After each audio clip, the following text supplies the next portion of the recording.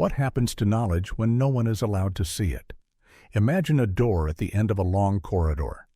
The door is heavy, unmarked, and rarely opened. Behind it are not weapons or gold, but ideas, fragile, dangerous, unfinished ideas. The kind that once belonged to everyone before they were locked away. This story begins not with a single theft, but with a recurring human impulse, the fear of knowing too much. Across centuries, civilizations have gathered knowledge the way rivers gather rain. Observations of the sky, notes on the body, stories about where we came from and where we might be going. Libraries were never just buildings. They were living minds, collective memories built page by page, voice by voice. And when those memories vanished, humanity felt the loss without always knowing what was missing. History tells us that many libraries were destroyed by accident, by fire, by war, by neglect. But history also leaves room for quieter endings. Shelves emptied carefully. Manuscripts carried away under the cover of urgency or protection. Knowledge not burned, but withheld. This is not a story about villains twirling keys in dark vaults. It is about institutions, religious, political, scientific, facing moments when new ideas arrived too early. Ideas that threatened order. Ideas that challenged authority. Ideas that asked uncomfortable questions about power, belief, and human potential. In those moments, decisions were made, sometimes with good intentions, sometimes out of fear, sometimes simply to preserve control. The result was the same.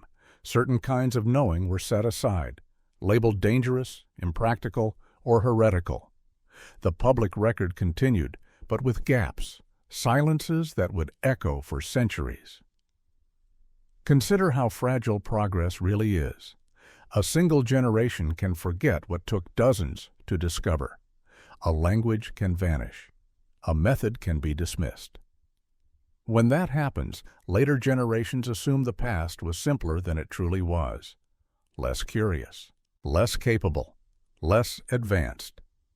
It is comforting to believe that we stand at the peak of history, looking back at a long, dim climb. But what if that image is incomplete? What if some civilizations understood the body, the earth, or the stars in ways that do not fit neatly into modern timelines? What if some insights were not lost because they were wrong, but because they were inconvenient, too disruptive to the stories societies told about themselves? Throughout this series, we will move slowly through these questions, not to declare hidden truths, but to explore patterns. Moments when knowledge changed hands quietly, when explanations were simplified, when curiosity met resistance. We will look at libraries not as treasure chests, but as crossroads, places where belief and evidence collided. We will examine how power responds when understanding threatens identity. And we will ask why certain discoveries seem to appear again and again in history, as if humanity is remembering something it once knew. This is not an accusation. It is an invitation to sit with uncertainty, to accept that progress is not always a straight line, to recognize that forgetting can be as influential as discovery, and to consider that some doors were closed not because what lay behind them was false, but because it was unfinished, unresolved, and profoundly human. If knowledge shapes who we are, then the knowledge we lose shapes us too. The question that opens this journey is simple and unsettling. How much of our understanding of the world is built on what survived, rather than on what was true? It began, as many turning points do, with urgency. In the early 13th century, a great city trembled. Constantinople, layered with centuries of thought, belief, and scholarship, stood at the edge of collapse. War pressed in from all sides, fires burned, loyalties fractured, and in the chaos, something quieter than destruction unfolded. Libraries do not scream when they are emptied. Within stone walls and candlelit rooms, manuscripts were gathered, sorted, and moved, not randomly, but selectively. Some texts were left behind. Others were chosen with care, wrapped, catalogued, and carried away. To observers, it may have looked like preservation. To history, it would later look like loss. The official story would be simple: a city sacked, knowledge scattered, culture damaged beyond repair. But simplicity often hides complexity. In moments of upheaval, institutions rarely act blindly. They prioritize. They decide what must be saved, what can be sacrificed, and what should never circulate again. What kinds of writings inspire that kind of attention? Not poetry, not prayers. Those survive easily. The fragile texts are the ones that ask precise questions. How does the earth move? What is the body made of? Where does authority come from? These are not abstract curiosities. They shape how societies organize themselves. Imagine a scholar copying calculations by lamplight, models of the heavens that place the sun, not the earth, at the center. Or a physician recording surgical techniques learned through careful observation rather than ritual. Or a historian describing political movements in human terms, stripped of divine certainty. None of these ideas are inherently dangerous, but they are destabilizing. They loosen fixed truths. They suggest that understanding evolves. In times of institutional certainty, that suggestion can feel like erosion. When later generations searched for the origins of certain insights, heliocentric models, anatomical precision, early theories of matter, they found fragments, hints, names without complete works. It was as if the past spoke in echoes rather than sentences. Scholars argued over whether ancient thinkers truly grasped these ideas, or whether modern readers were projecting backward. Without complete texts, certainty was impossible. The gaps became fertile ground for debate and dismissal. Absence can be persuasive. If something is not there, it must never have existed, but absence can also be curated. The removal of knowledge rarely announces itself as suppression. It wears other disguises: safeguarding, classification, stewardship. Decisions made under the banner of protection often outlast the crisis that justified them. And so, centuries later, when Renaissance scholars knocked on institutional doors asking for forgotten manuscripts, they were told gentle refusals. Some texts were lost, some destroyed, some never existed at all. The narrative hardened with repetition. Yet progress continued, slowly. Ideas resurfaced independently. Observations were rediscovered, calculations reassembled. Humanity climbed again toward insights it had once brushed against. This raises a difficult question. How many centuries were spent retracing steps? The story here is not about a single archive or a single authority. It is about a pattern that repeats whenever knowledge collides with identity. When belief systems feel threatened, uncertainty becomes intolerable, and knowledge that introduces uncertainty becomes negotiable. What survives history is not always what was most accurate, but what was most compatible. As we move forward, we will see this pattern again, in different places, under different banners, justified by different fears. Each time, knowledge was not erased, but redirected, narrowed, deferred. And each time, humanity learned to live with a smaller picture of itself. The question that lingers is not whether something was hidden, but whether we are willing to accept that understanding has always been shaped as much by restraint as by discovery. A fire did not consume the Library of Alexandria. That is the story we are told, but the truth may be quieter and far more unsettling. Imagine a library not in flames, but in motion. Scrolls removed one by one, shelves emptied methodically. Not destruction, but extraction. This wasn't chaos, it was choreography. In the final centuries of Roman dominance, a pattern began to emerge. Certain scrolls were no longer accessible. Scholars were redirected. And then, slowly, the narrative changed. The Library of Alexandria, once the beating heart of ancient knowledge, was remembered not for what it held, but for how it supposedly vanished. But what if the real story is not of what was lost, but what was taken? Archaeological records tell a different tale. Storage chambers stripped bare with care.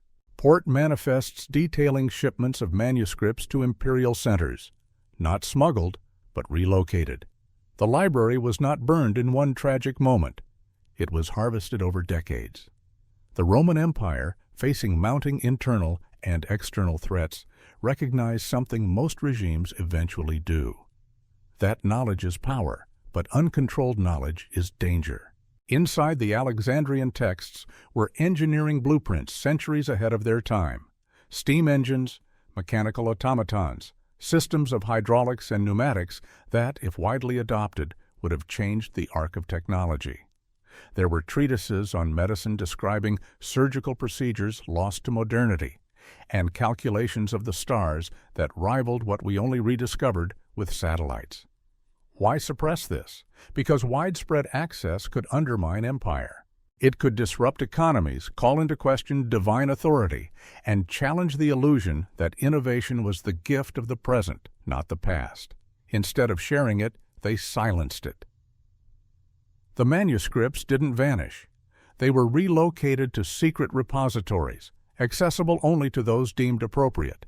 Scholars tasked with public research were handed different scrolls, safe ones. And when later historians asked where the revolutionary texts had gone, they were met with a convenient fiction. Alexandria had burned. Destruction is tragic. Theft is uncomfortable. Suppression is political. This is not to paint Rome as uniquely guilty, but to illustrate a broader truth. When knowledge threatens stability, power often chooses concealment over confrontation. Easier to tell the world it is gone than to admit it is hidden. And so we mourned a loss that never fully occurred. We built myths around flames, and in doing so, overlooked the slow erasure of access. Centuries later, the consequences still echo. Technologies reinvented with wonder had already been described long ago. Discoveries hailed as modern were footnotes in ancient volumes, locked away. Humanity's progress slowed not because of what it lacked, but because of what it had once known, and was forbidden to remember. What might have changed if those texts had been open to all? Would the steam engine have powered cities in the 1st century? Would modern medicine have arrived 1,000 years earlier? Would we have understood our place in the cosmos long before telescopes touched the sky? We will never fully know, but in the silence between what was and what might have been, a new question arises. How many more times has this happened? How often has the future been delayed by the past's disappearance? The Library of Alexandria did not burn. It was emptied. And in that emptiness, the world lost not just knowledge, but the timeline it might have followed. Sometimes the greatest theft is not of things, but of time itself. The jungle held its breath. Deep in the Yucatán Peninsula, beneath the canopy where light and shadow dance across stone, the Mayan libraries waited. These were not libraries in the Western sense, no marble pillars or vaulted halls, but sacred houses of bark paper codices, hand-painted with glyphs that pulsed with astronomical insight and prophetic rhythm. When the Spanish arrived in the 16th century, they came bearing crosses and cannons. But it was not only gold they sought. Quietly, another kind of conquest began, not of land, but of time. The Mayans had charted the stars with a precision that defied European understanding. Their codices recorded eclipse cycles accurate to the minute, planetary alignments centuries ahead, and cosmic patterns wrapped into calendars that spanned millennia. To the invaders, this knowledge was both bewildering and threatening.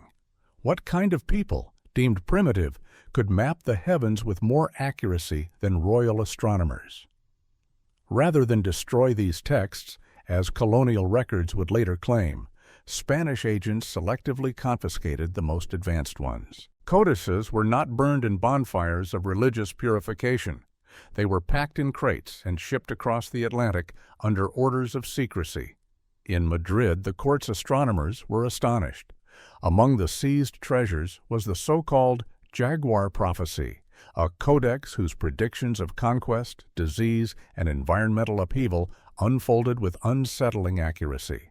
Another, the Star Calendar, revealed a model of the solar system so refined that it rivaled instruments still centuries away in European science. The knowledge was real, and it was useful. Spanish navigators quietly recalibrated their voyages using Mayan mathematics.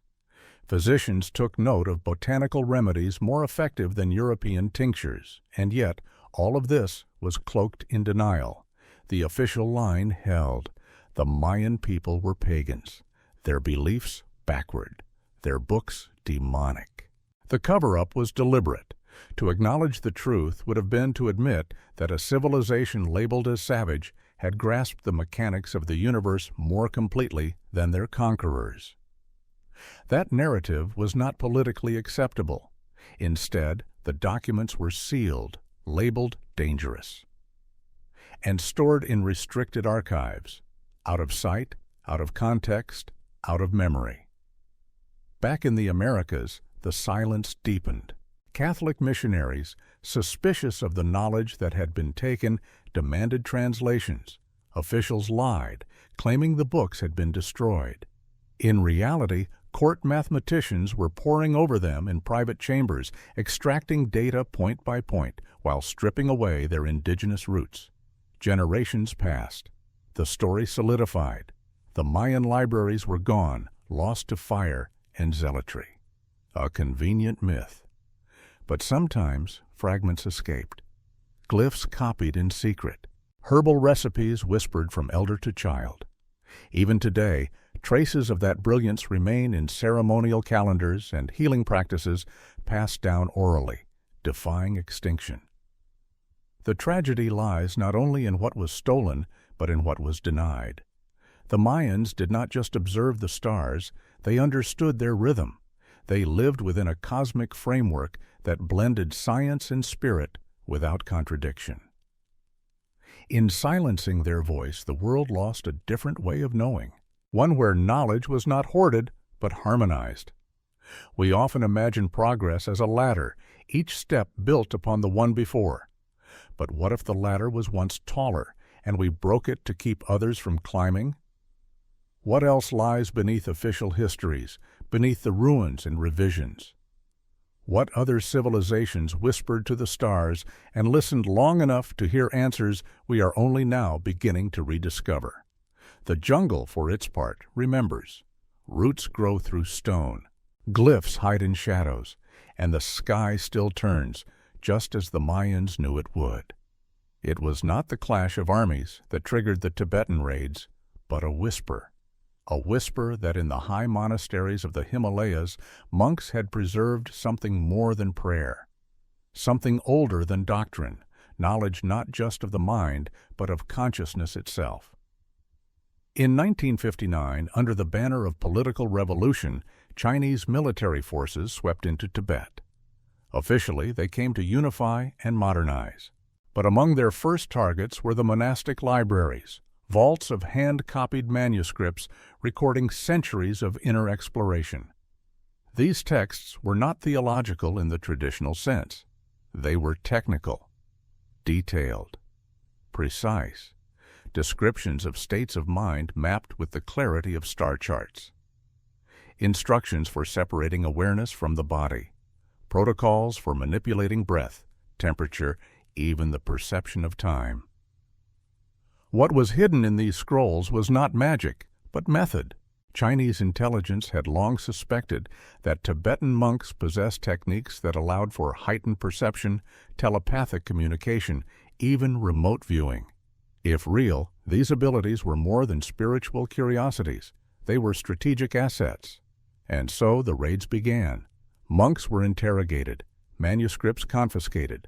Some were used as reluctant translators, compelled to identify texts of value before being imprisoned, or worse. The rest was burned, but the core material, those pages describing superhuman potential, was quietly boxed, cataloged, and flown to secret facilities. There, scientists attempted to reverse engineer enlightenment. They were met with a paradox. The techniques described required more than replication. They demanded years of preparation, ethical grounding, a disciplined mind shaped not by ambition but by surrender. These were not weapons. They were invitations, difficult, often dangerous, to alter one's perception of reality itself. And yet the research continued. Experiments in state-sponsored programs sought to isolate variables, to extract function from faith. There were reports, never confirmed, of subjects achieving brief glimpses of non-ordinary awareness, of soldiers trained in mental projection, of strange successes that were quickly classified. Meanwhile, the official story held. Tibet's culture had been liberated, its monasteries cleared of superstition. What the world saw was the loss of heritage. What they did not see was the quiet harvesting of a different kind of knowledge, one that did not fit easily into the language of science or the logic of war. Some monks escaped. In India, they began to speak, cautiously, of what had been taken. They told of scrolls detailing consciousness beyond death, of meditative paths that stretched not for days, but decades, of ways to see without eyes, to heal without touch, to understand without words. Their accounts were met with skepticism. The modern world had little room for such ideas, and yet fragments of those teachings began to seep into Western culture, not through governments, but through seekers. Meditation found its way into hospitals, breathwork into therapy, mindfulness into classrooms. Still, the full depth remained hidden. The true tragedy of the Tibetan knowledge raid is not just that something sacred was stolen.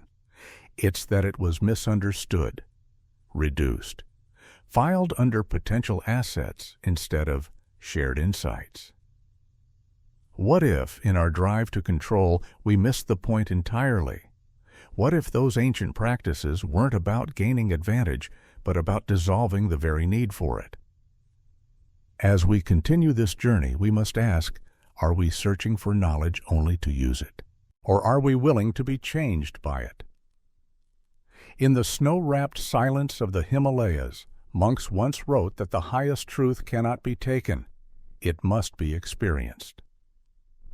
And perhaps in that lies the deepest loss of all.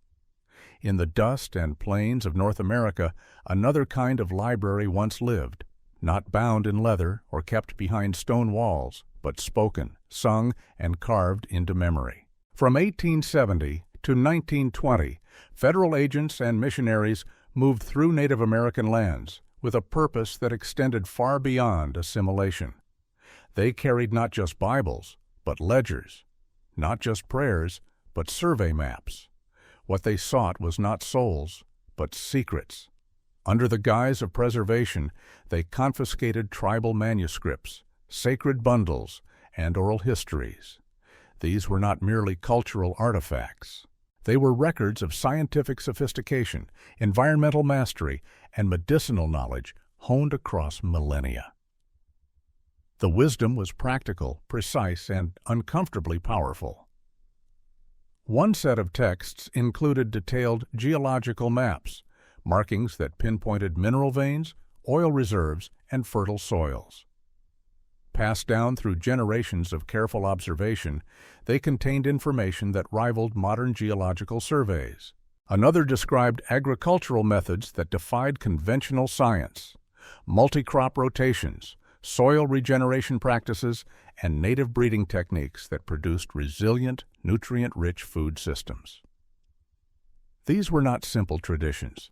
They were dynamic systems of land stewardship far ahead of their time. Perhaps most coveted were the medicinal records. Tribes across the continent had documented plant-based treatments for ailments still considered untreatable by European medicine. Bark extractions for pain relief, root compounds for inflammation, mixtures that showed promise against infections, tumors, and chronic disease. These weren't guesses, they were tested, passed down, refined. Government agencies knew their value. The Bureau of Indian Affairs partnered with early pharmaceutical companies, granting private access to the confiscated texts. Patents soon followed, drugs born from indigenous remedies, their origins quietly erased.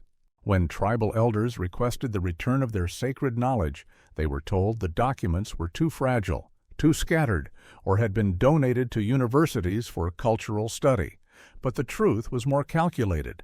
The information had been classified. Scientific research into these texts was redirected. Scholars were funded only to explore cultural significance, not scientific content. Institutions framed indigenous knowledge as folklore rather than empirical observation, reinforcing the myth that native civilizations were spiritually rich but technologically naive. The theft was not just of property, it was of recognition. These communities had understood the land not as a commodity, but as a collaborator. Their insights were not primitive. They were integrative, holistic, complex. And yet, the narrative painted them as passive recipients of modern wisdom, not as contributors to it. Why suppress this? Because to admit the truth would mean acknowledging that indigenous peoples had developed systems of knowledge on par with or superior to the colonizers. That their displacement was not just a tragedy, but a dismantling of a parallel intellectual legacy.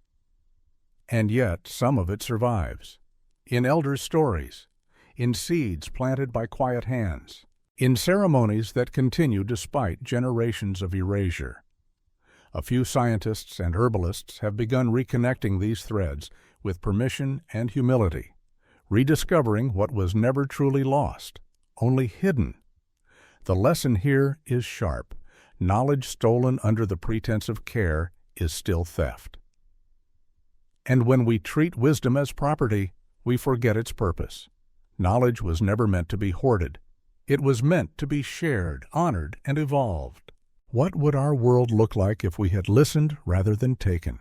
If the earliest collaborations between settlers and tribes had been based on respect instead of extraction? Perhaps the land itself would be healthier. Perhaps our medicine would be more just. Perhaps our definition of progress would be less narrow, less hungry, more kind. The earth remembers. The people remember. And now we must choose what we do with that remembering. Beneath the sands of Egypt, medicine once bloomed like the Nile, precise, plant-based, and astonishingly advanced. In the 1920s, as European and American archaeologists descended upon the tombs and temples of ancient Egypt, they came not just with curiosity, but with quiet orders. Among them were agents of the growing pharmaceutical industry, men who understood that in the brittle folds of ancient papyri might lie formulas worth fortunes. They weren't wrong. The ancient Egyptians had compiled vast medical texts, scrolls filled with surgical techniques, diagnostic protocols, and pharmacological recipes crafted from herbs, minerals, and methods lost to modern science. The Edwin Smith Papyrus, for example, described surgical practices more effective than those used in early 20th century hospitals. The Ebers Papyrus held remedies for diseases that still perplexed modern medicine. These weren't speculative charms. They were methodical, observational, and tested across generations. The knowledge was real and potentially revolutionary, and that made it dangerous. Pharmaceutical companies realized that if these formulations were validated and released, they could undermine entire industries. Treatments based on accessible, unpatentable plants would threaten the very foundation of for-profit medicine. So, a different strategy emerged: extraction under the banner of discovery.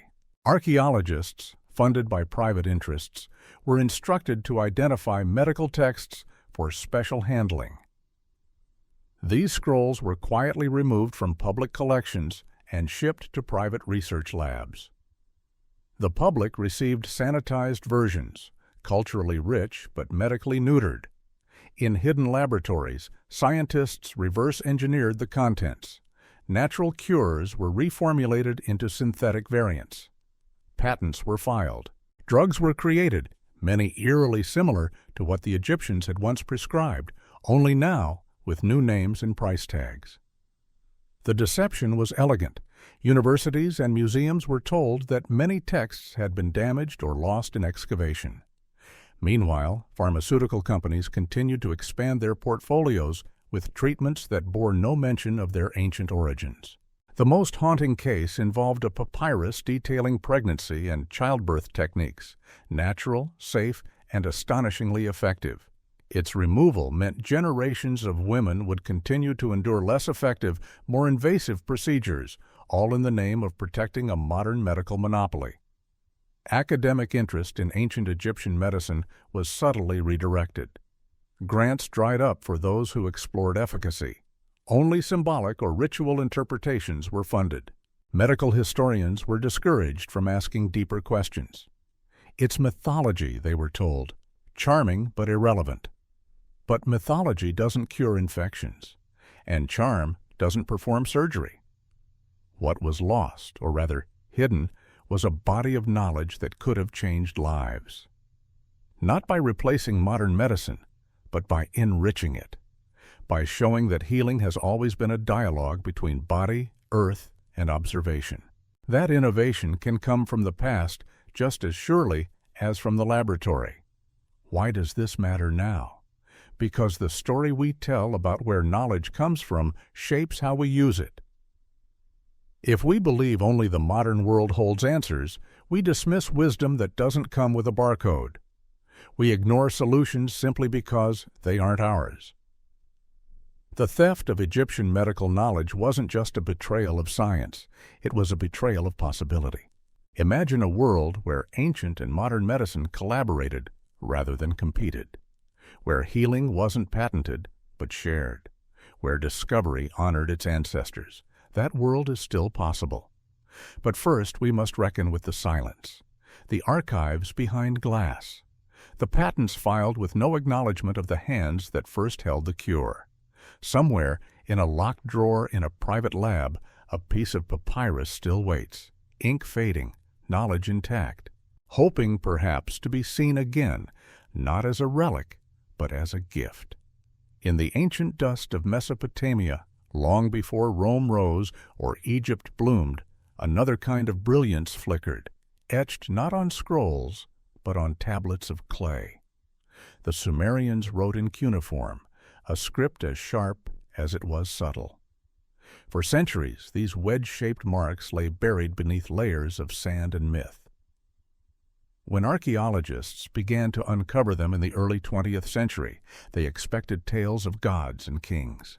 What they found instead stunned them.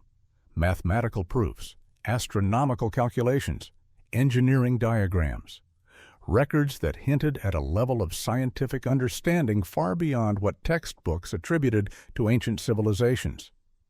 Then they disappeared, not all at once, not in flames, but selectively, strategically.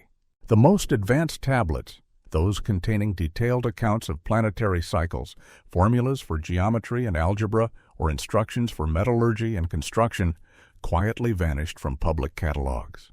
Who took them? Some were purchased by private collectors under the guise of preservation.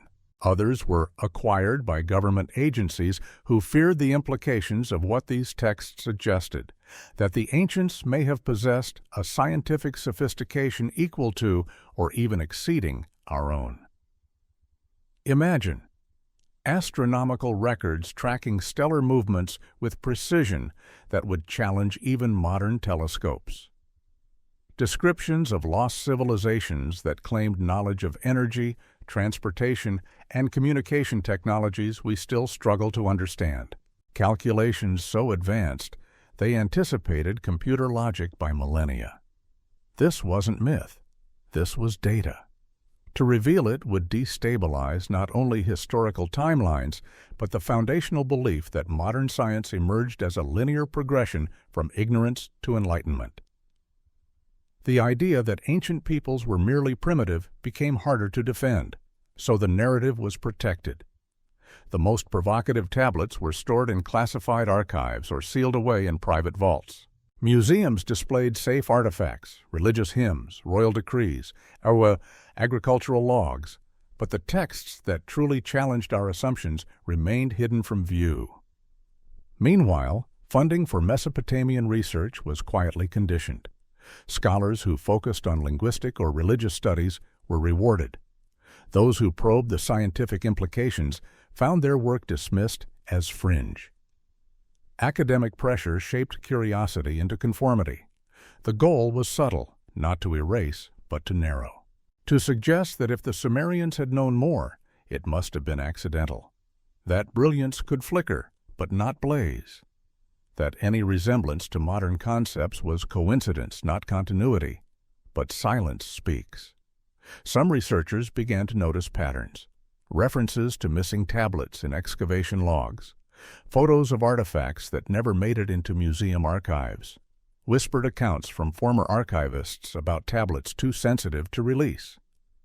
The trail was faint but persistent, and in rare moments clues emerged.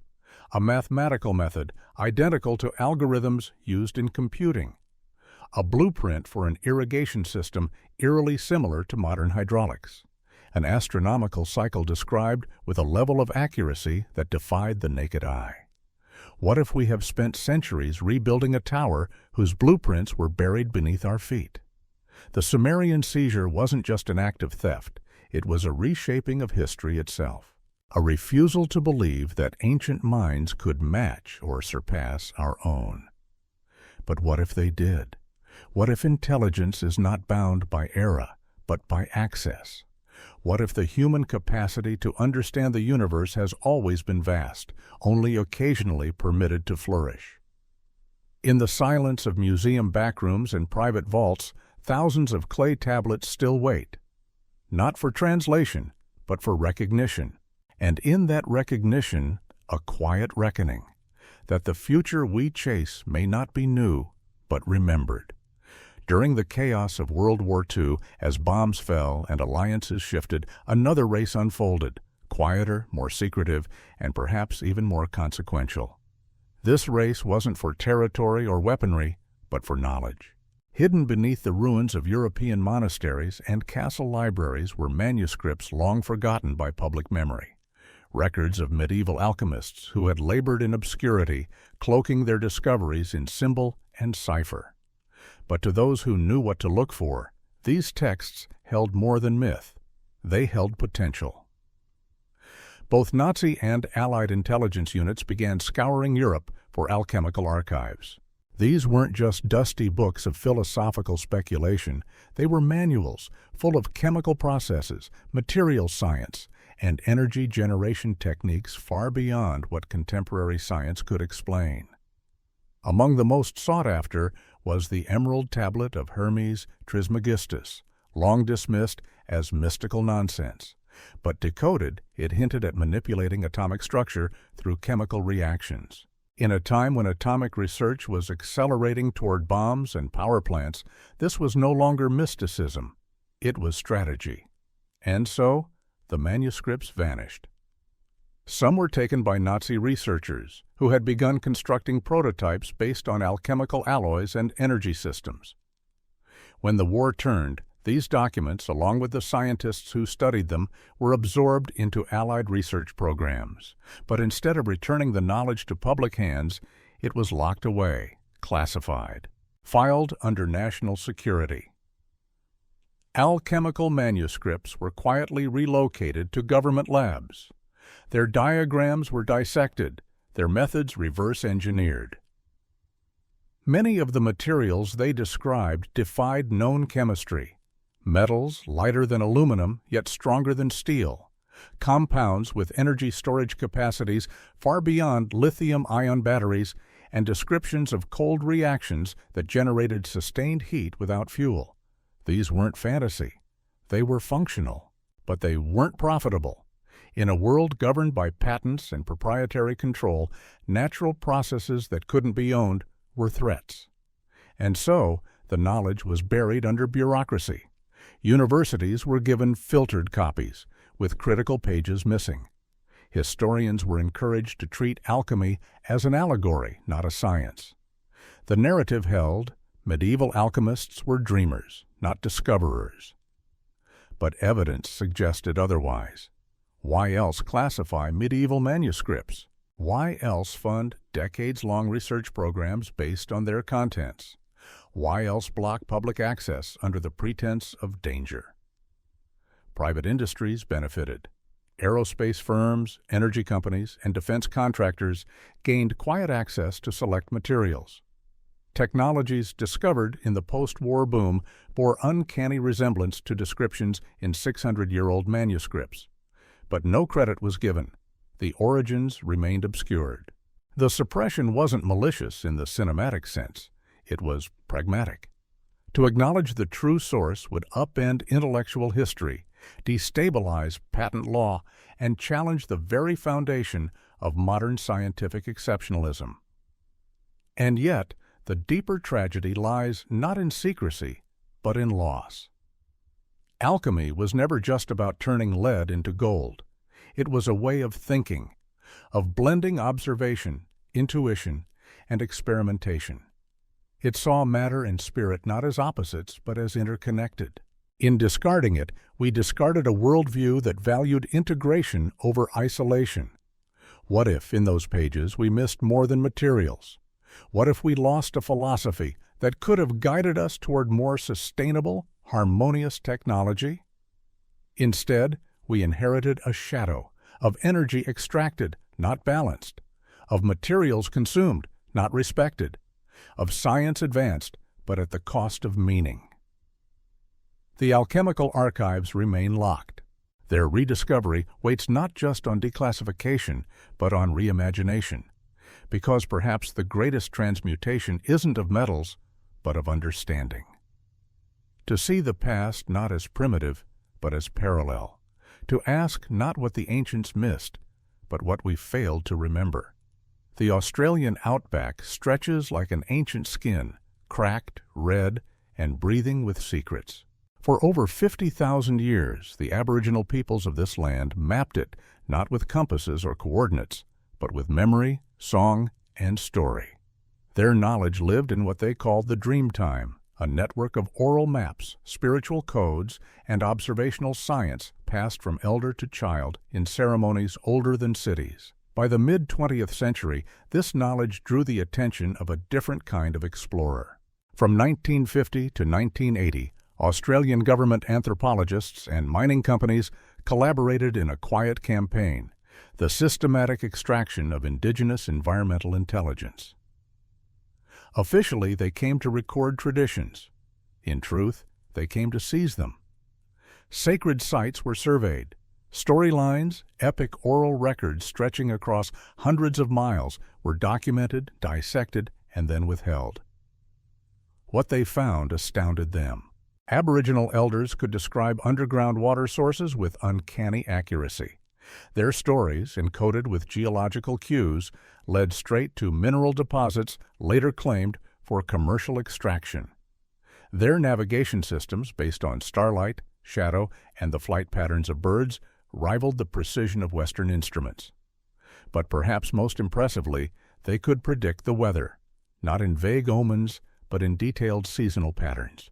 They read the land like a book, tracking cloud formations, insect behavior, wind shifts, and tree flowering to forecast droughts, floods, and storms weeks in advance.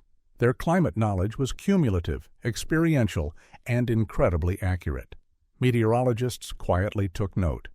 In internal reports, government agencies praised the data, then stripped it of origin. Aboriginal contributions were erased, folded into models, as if they had never existed. Universities were instructed to study the culture, not the content. The knowledge was categorized as folklore, not science. The reasons were political and deeply psychological. To admit that so-called primitive cultures held superior knowledge of geology, meteorology, and navigation would dismantle the myth of Western supremacy. It would call into question the very justification for colonization. So the knowledge was used, but its source denied. Meanwhile, the stories themselves were fading. As communities were displaced, languages lost, and elders passed on without apprentices, the transmission broke. Dreamtime paths, once as clear as highways, began to blur. Some knowledge disappeared forever, known only to the land that once carried it. But not all. Some elders resisted. Some stories survived in fragments, whispered beneath stars, drawn in sand, painted on rock. A few scientists began to listen, not to extract, but to learn. Slowly, with humility, a bridge began to form. Satellite data confirmed what elders had said all along. Climate models improved when traditional knowledge was incorporated. Land management practices based on ancient fire cycles proved more effective than modern policies. The land responded to those who knew how to read it. The question now is not whether Aboriginal science is valid. It is. What else have we ignored? How many cultures have we silenced, not because they lack knowledge, but because their knowledge didn't fit our frame? How many truths have we lost because they came wrapped in song, story, or ceremony? Perhaps the greatest myth is that science must always wear a lab coat. Sometimes it wears ochre. Sometimes it walks barefoot. Sometimes it sings. The dream time was never a dream. It was a data set, a living, evolving record of earth, sky, and spirit. And it still waits, not to be discovered, but to be remembered. To walk the land with listening ears.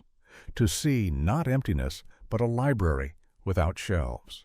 A knowledge not stored in vaults, but in footsteps. As war raged across Europe in the 1940s, battles were fought not only with bullets, but with knowledge. In Greece, a land layered with myth, mathematics, and mechanical genius, monasteries and libraries quietly guarded manuscripts few knew still existed. Ancient Greek texts containing engineering blueprints, mathematical formulas, and scientific insights that had lain dormant for centuries. Nazi forces knew what they were after. Their intelligence units systematically raided archives across the country, targeting works by Pythagoras, Archimedes, and Heron, texts whose diagrams described machines centuries ahead of their time. These weren't dusty philosophical ramblings, they were schematics, calculations, functioning prototypes. One manuscript, the complete Archimedes palimpsest, described principles of calculus, geometric projections, and mechanical leverage systems that would later reappear in modern physics and aerospace design. Nazi scientists recognized its potential, not just as history, but as advantage. After the war, Allied forces seized the spoils, and with them the question, what should be returned and what should be retained? Greece asked for the manuscripts back. Officials claimed many had been lost or damaged during combat. Some were returned, usually the less threatening ones. But the most technically advanced texts disappeared into classified archives in Britain and the United States. Their fate was sealed with a stamp: national security. In secret labs, researchers pored over the diagrams. One set described acoustic designs used in ancient amphitheaters, architectural marvels that allowed a whisper on stage to reach the back row without amplification. Engineers quietly adapted these principles for surveillance and sound technology. Another manuscript detailed Greek fire, a lost chemical weapon known for burning on water. Military chemists reverse-engineered its composition for use in flamethrowers and naval warfare while maintaining its mysterious origins. Universities were allowed access to edited versions. Translations stripped of diagrams and formulas, the remaining content was framed as historical curiosity. Meanwhile, the breakthroughs found their way into patents, defense contracts, and engineering marvels marketed as modern innovation. No one mentioned the ancient texts. This pattern repeated. Knowledge seized under duress, rebranded under new flags, disconnected from its origins. Greece, a civilization that birthed the very idea of scientific inquiry, was denied full access to its own intellectual legacy. Why? Because power has always been tied to perception. To acknowledge the brilliance of ancient Greeks, not just as philosophers, but as engineers and scientists on par with our own, would unravel the myth of modern exceptionalism. It would force a reckoning with how often history repeats not just events, but discoveries. The Greek manuscript heist isn't just about lost pages. It's about interrupted memory. How many innovations did we rediscover at great cost, unaware they had already been imagined? How much time was wasted rebuilding machines whose blueprints lay buried in monastic vaults? And how many more remain unread, waiting for someone to look past the dust and see the future in the past? There is irony here. The very cultures that once suppressed knowledge, fearing its power, eventually sought it again, but only for themselves. And in doing so, repeated the very mistake they once condemned, hoarding what was meant to be shared. Perhaps the question isn't whether the knowledge was stolen. It's whether we've yet earned the wisdom to use it differently. In a quiet monastery on a sun-drenched hill, a scroll still rests behind glass. The ink has faded, but the ideas remain, waiting not to be decoded, but to be honored. To understand that knowledge, true knowledge, is not a possession. It is a responsibility. Time doesn't always move forward. Sometimes it circles back, echoing through pages we can no longer find, ideas we no longer name, technologies we believe we invented. But what if the greatest breakthroughs of the modern age were not as original as we think? What if they were remembered? Scattered across history are patterns, stories of lost inventions, forgotten discoveries, silenced voices. But the pattern is most visible in how we've handled these echoes, not with reverence, but with fear. Again and again and again, institutions have reached into the past not to learn, but to control. In ancient Byzantium, during the Fourth Crusade, Vatican agents used the chaos to raid the imperial library, extracting manuscripts that questioned their narrative, cosmologies where Earth moved around the sun, biographies of Jesus that portrayed him as human rather than divine, medical texts that rivaled Renaissance advancements. These were not destroyed. They were hidden because they contradicted the story the Church needed to tell. In Egypt, pharmaceutical corporations quietly financed excavations, searching not for gold, but for shirks, formulas too effective, too unprofitable. Remedies described in the Ebers and Edwin Smith papyri were copied, synthesized, and patented, while their origins were buried under a layer of academic dust. In the Americas, Spanish conquistadors encountered Mayan calendars and codices predicting planetary cycles and historical events with shocking precision. Rather than crediting this knowledge, they seized it. The public was told the documents had been burned. In truth, they were being studied in Madrid. In each case, the cycle repeated. Knowledge discovered. Knowledge seized. Knowledge silenced. But why silence it? Because knowledge is not just information, it is leverage, a way to shape the world and how people understand their place in it. To control knowledge is to control possibility, and possibility, unregulated, is threatening. What if ancient peoples had technologies we're only now rediscovering? What if their understanding of the body, the stars, the earth, was not primitive, but profound? What if progress isn't linear, but broken, interrupted by the theft of what could have been shared? These questions are not conspiracy, they are caution. Because even now, similar patterns persist. Indigenous communities still struggle to reclaim stolen knowledge from research labs and pharmaceutical patents. Ancient texts still sit in private vaults, inaccessible to scholars. Alternative approaches to science, health, and history are still dismissed, not because they lack value, but because they lack institutional permission. And in the meantime, we move forward, proud of our innovations, blind to the echoes behind them. What would it mean to change that? To look at ancient knowledge not as curiosity, but as continuity. To see indigenous wisdom not as folklore, but as data. To admit that progress isn't the product of superiority, but of access, inclusion, and memory. Somewhere in the archives of a private collector lies a manuscript no one is allowed to read. Somewhere in a classified vault, an ancient technique is being tested in secret. Somewhere on a university shelf, a forgotten language describes a process we're about to call a breakthrough. The question isn't just what we've lost, it's what we've taken and what we're willing to return. Because time, like knowledge, cannot be owned. It can only be remembered, shared, and used well. And perhaps the most revolutionary act of all is to listen to what we were once told to forget. Not all theft is violent. Some is quiet, performed under fluorescent lights, documented in ledgers, justified by policy. In the 20th century, as the modern world raced toward technological supremacy, ancient knowledge was treated not as heritage, but as raw material, something to be mined, repurposed, and then hidden away.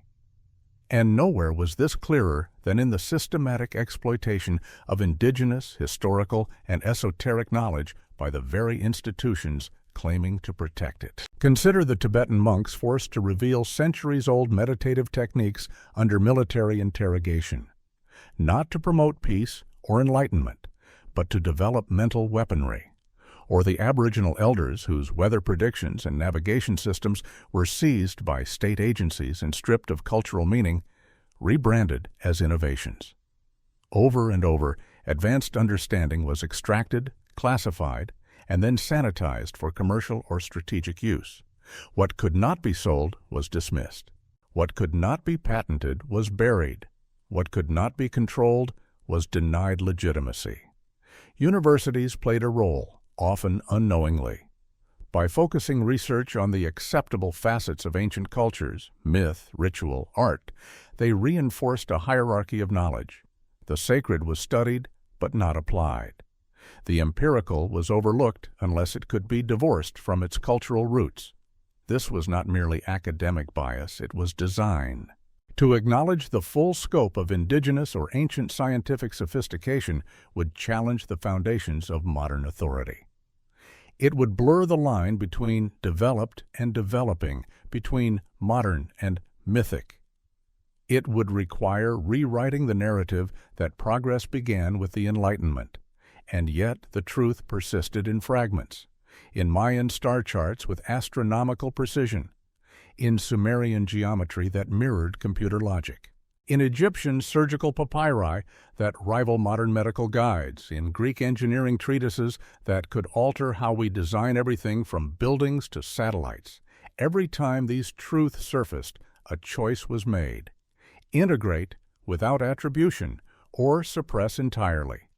The world we know today is built on both paths: satellite systems that whisper with Aboriginal star lore, pharmaceuticals derived from native plants once labeled witchcraft, architectural acoustics lifted from forgotten amphitheaters, navigation recalibrated by Polynesian oceanic memory. And yet, the names of those who first knew these things are rarely spoken. This is not just historical injustice. It is an epistemological wound. When knowledge is stolen, it is not only the content that's lost, it is the context, the worldview, the philosophy that shaped it. We inherit the what, but not the why, the method, but not the meaning. And in doing so, we repeat a deeper loss. We forget that knowledge was once relational, not transactional, that science once sat beside story, not above it, that innovation grew not from ambition alone, but from humility before the complexity of life. So where do we go from here? Not backward, but inward, toward a more honest reckoning with the sources of our progress, toward practices that credit the past without appropriating it, toward relationships with knowledge that heal rather than conquer. Because the story of stolen knowledge is not only about what was taken, it's about what we have yet to return, not just physically, but ethically, spiritually, and intellectually. And perhaps in doing so, we will remember that the future doesn't belong to those who hoard information, but to those who share it with reverence. Because truth, like light, was never meant to be hidden in vaults. It was meant to illuminate us all. In the end, it was never just about the scrolls, the tablets, the pages inked by candlelight. It was about what they represented, the possibility that humanity has known and forgotten more than we dare admit. Across this journey, we've traced a pattern, quiet, deliberate, and deeply human. Knowledge gained. Knowledge feared. Knowledge taken, silenced, or reshaped to serve the narratives of power. From the halls of Constantinople to the high Himalayas, from the jungle codices of the Maya to the desert whispers of Aboriginal Dreamtime, the same rhythm pulses, civilizations reaching for understanding, only to be interrupted, not by ignorance, but by control. What remains is a fragmented map, each stolen manuscript, each buried insight, each erased name, is a missing thread in the tapestry of our shared intelligence. Without them, our picture of history is not just incomplete, it's distorted. We mistake delay for progress. We mistake reinvention for invention. We mistake silence for absence. But this story isn't just about what was lost. It's about what can still be remembered. In recent years, we've begun to listen again to indigenous elders, to ancient texts, to forgotten frameworks that integrate rather than dissect. Scientists are rediscovering what shamans once practiced. Engineers are taking cues from temples built with impossible precision. Medical researchers are reevaluating remedies once dismissed as myth. We are, perhaps, on the edge of a second remembering. But this time, the remembering must be different. It cannot be a new form of extraction, mining ancient wisdom to prop up modern power. It must be reciprocal, collaborative, rooted in respect. The challenge is not technological, it is ethical. Can we honor knowledge not by owning it, but by acknowledging its source? Can we learn from cultures without consuming them? Can we build futures not just with innovation, but with humility? And can we finally let go of the myth that we are the pinnacle of human knowing? Maybe, just maybe, true advancement comes not from forging ahead blindly, but from turning back, softly, curiously, to those doors history tried to close. The ancient world is not gone.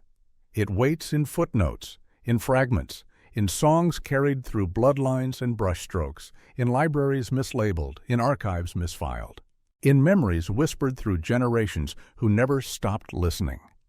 This is not a call to believe in every lost legend or secret science. It is a call to question the silence, to wonder what lies behind the absence, to recognize that suppression has shaped us as surely as discovery. Because in the end, knowledge is not just what we know, it is what we're willing to seek, what we're willing to share, and most of all, what we're willing to remember. The vaults may remain closed. The manuscripts may remain hidden, but the questions are ours now. What have we lost? What can we reclaim?